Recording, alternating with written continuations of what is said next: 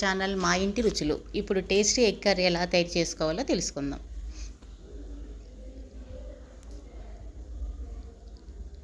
ఇప్పుడు స్టవ్ మీద ఒక పాత్ర పెట్టుకుని అందులో నీళ్లు పోసుకొని కొంచెం ఉప్పు వేసుకొని అరడజను కోడిగుడ్లను ఉడికించుకుంటాం. ఇప్పుడు నేను ఇక్కడ అరడజను తీసుకున్నానండి. మీకు ఎన్ని అవసరమైతే అన్ని తీసుకోండి ఎగ్స్ని.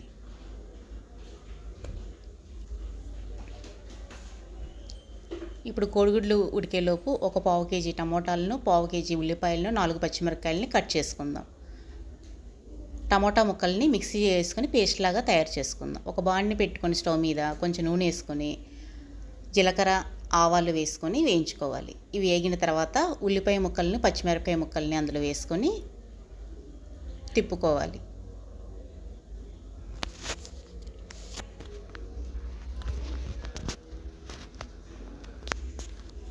ఒక పావు టేబుల్ స్పూన్ పసుపు వేసుకోవాలి.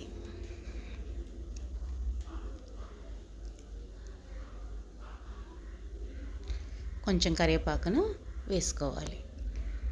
అల్లం వెల్లిపాయ పేస్ట్ని ఒక స్పూన్ వేసుకొని ఉల్లిపాయలని బాగా ఎర్రగా వేగిన తర్వాత టమాటా పేస్ట్ని అందులో వేసుకోవాలి. ఉల్లిపాయలు బాగా ఎర్రగా వేగితేనే కూర టేస్టీగా ఉంటుందండి.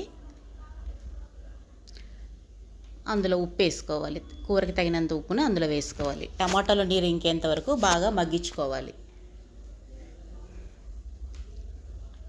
నీరు మగ్గిందండి. ఇందులో కొంచెం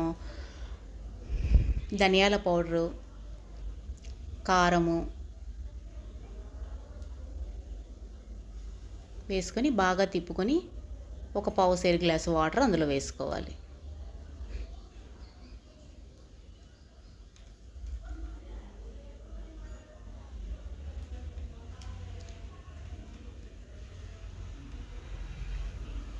ఇది ఉడికేలోపు గుడ్లని తొక్కు తీసుకొని ఘాట్లు పెట్టుకోవాలి చాకుతో.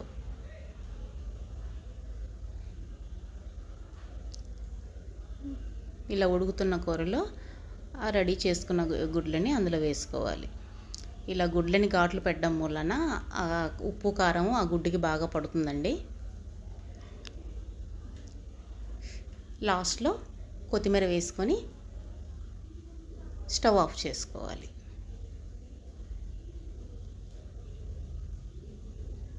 ఇప్పుడు టేస్టీ ఎగ్ కర్రీ రెడీ అయిపోయిందండి.